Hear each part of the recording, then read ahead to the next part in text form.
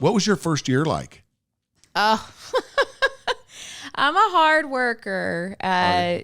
I set a dream, and I don't think there's any way that it's not going to happen. So that's how I went after real estate. I had just had my first baby, and I had been a teacher, and I really wanted to spend more time with her and have a more flexible schedule. Yeah. And so I got into real estate, got my license, and my brokerage told me, go to the phone room. That's where you're going to get clients. And so I'd sit in the phone room.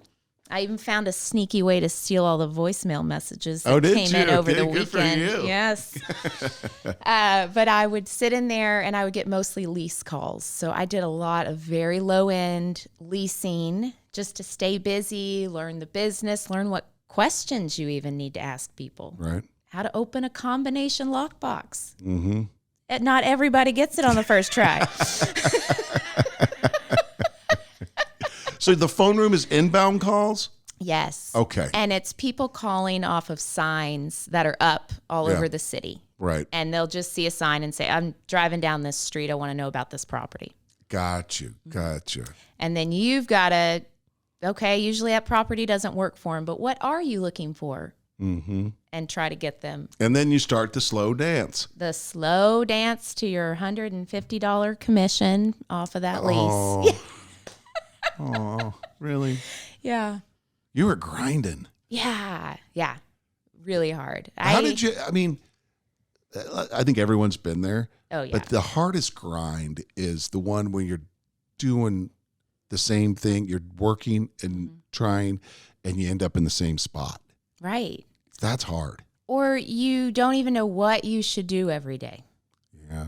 To even start that trip, you know.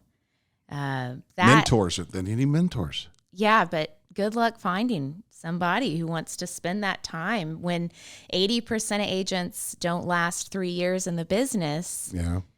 Once you do become a more experienced agent, you're busy. You want somebody that's been in a couple of years, and that's the new agent you want to mentor, not right in the door, because there's an 80% chance they're not going to be there.